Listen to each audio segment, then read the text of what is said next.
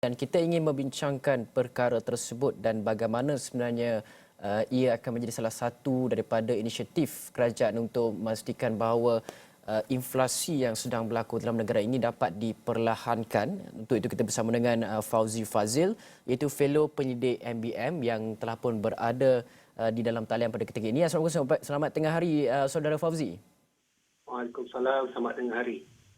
Saudara Fazi, dengan pengumuman mengenai MyEasy Cover, program pembiayaan insurans kenderaan keluarga Malaysia, kemudian kita ada bantuan keluarga Malaysia tambahan yang telah pun diumumkan oleh Perdana Menteri Datuk Seri Ismail Sabri Yaakob, tarif elektrik dan juga air kita difahamkan ia tidak naik, ia dikekalkan. Dan apa lagi sebenarnya yang boleh kita lihat bantuan-bantuan yang diberikan oleh kerajaan pada ketika ini untuk membantu sekurang-kurangnya memperlahankan impak inflasi terus kepada rakyat? Baik, terima kasih. Saya melihat beberapa perkara yang telah disentuh oleh pihak kerajaan, terutamanya untuk mengurangkan kos sara hidup. Tapi kalau kita tengok daripada laporan yang dikeluarkan oleh UPM tahun lepas dalam PRN Johor, kebanyakan golongan muda sangat-sangat concern dengan dua isu, iaitu isu pekerjaan dan isu perumahan.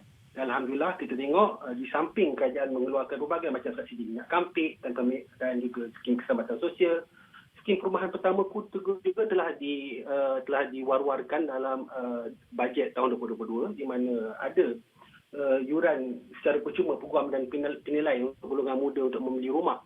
Ini satu usaha yang baik oleh pihak kerajaan. Cuma di samping kerajaan membantu mengurangkan kos sara hidup dan juga membantu pihak golongan belia untuk mendapat perumahan, isu pekerjaan masih lagi menjadi concern di kalangan belia. Apabila kita selesai menghadapi pandemik ini, kita dapat tengok peningkatan sehingga 2.72 juta rakyat Malaysia yang bekerja sendiri, menunjukkan berlaku perubahan pekerjaan golongan belia untuk berniaga dan juga bekerja secara e-hailing. Ini membimbangkan dan perlu ditangani segera.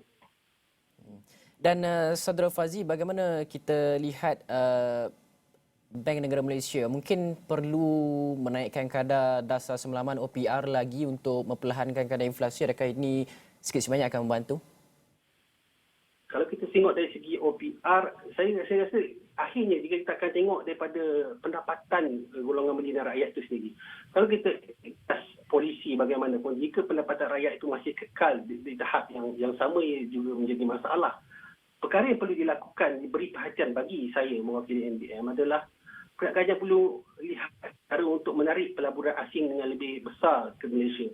Kerana pelaburan asing ini akan create lebih banyak pekerjaan untuk golongan belia, terutamanya yang bukan kita nak menyalahkan golongan belia yang beralih pekerjaan untuk berniaga ataupun mengadakan usaha sendiri.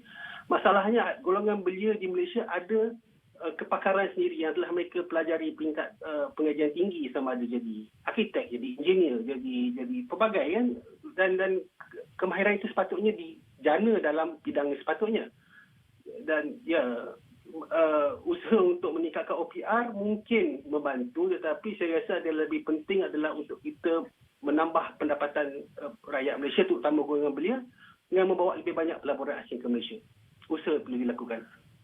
Dan bagaimana sebenarnya kita boleh mendekati rakyat dengan lebih banyak program-program dilaksanakan? Contoh kita tahu 1 Julai sekarang ini, walaupun minyak masak paket yang diberikan subsidi RM2.50 dikatakan kekal dengan harganya RM2.50, tetapi minyak masak botol sudah pasti meningkat dengan jumlah yang tinggi. Baru-baru sebentar saja tadi Niaga Awani telah pun pergi melawat di sekitar sebuah pasaraya dan melihat bagaimana peningkatan yang agak ketara untuk minyak masak dan sebagainya. Dan kita tahu mungkin ada peniaga juga turut terkesan dengan perkara tersebut. Bagaimana ayam pada 1 Julai ini RM9.40 sekilogram bermula hari ini.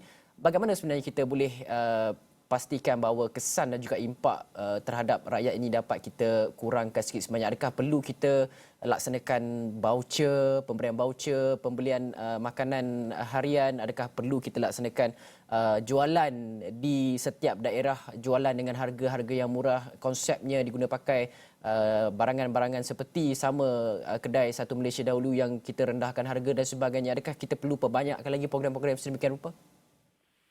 program-program di mana usaha kerajaan untuk membawa bekalan terus kepada rakyat perlu dipuji dan diberi penghargaan. Saya beri penghormatan kepada pihak kerajaan atau usaha tersebut. Cuma isu di sini adalah permintaan yang melebihi penawaran di pasaran, di mana permintaan rakyat terhadap ayam dan juga minyak ni meningkat. Jadi isunya kalau kita bagi subsidi banyak kepada kerajaan, bagi voucher atau sebagainya, dia tak akan dapat untuk menampung penawaran permintaan yang meninggi itu. So di sini saya melihat ialah agak terlambat sekarang kita nak usahakan ladang ayam ataupun memperbanyakkan perusahaan sawit. Tapi isunya sekarang kita perlu ada rakan strategik di luar negara, dan saya tengok rakan-rakan kita di sekitar Indonesia, seperti Indonesia yang besar, penawaran sawitnya, kita perlu buat kawan lah dalam isu ni. Maksudnya bekalan makanan kita dari Thailand kita perlu tingkatkan. Untuk masa terdekat ni kita tak mungkin dapat tampung dengan sendirinya. Dan Saudara Fazli, mungkin ada saranan kepada kita semua sebagai rakyat Malaysia untuk berdepan dengan inflasi. Apa perkara-perkara kita boleh lakukan dari sudut pengusaha keuangan, perbelanjaan harian? Saya melihat untuk rakyat Malaysia, kalau kita nak nasihatkan untuk berjimat cermat, saya rasa saya setuju sebagai belia, kita dah di tahap maksimum berjimat cermatnya, dah tak keluar sangat melancong dan sebagainya atau makan di luar. Tapi saya mungkin ada cadangan kepada pihak kerajaan untuk mempertimbangkan stok penimbal sebagai satu polisi untuk menghadapi masalah kenaikan inflasi ini. Isunya apabila kita tidak dapat pihak market di pasaran Malaysia tidak dapat menampung permintaan yang tinggi itu, ia menyebabkan harga barang jadi naik. Makanya usaha seperti polisi dilakukan di Amerika perlu diambil contoh, di mana mereka ada stok penimbal. Apabila permintaan itu meningkat, mereka ada stok untuk mereka bawa ke dalam market itu. Jadi, kerajaan kita perlu fikir, saya rasa, untuk mengadakan polisi stok penimbal ini supaya harga makanan dan kepulauan itu dapat dikawal di tahap yang lebih selamatlah. Okey, baik. Terima kasih kepada Saudara Fauzi Fazil, Fellow Penyidik MBM, atas perkongsian berkaitan dengan bagaimana kerajaan boleh bertindak membantu rakyat ketika inflasi pada ketika ini.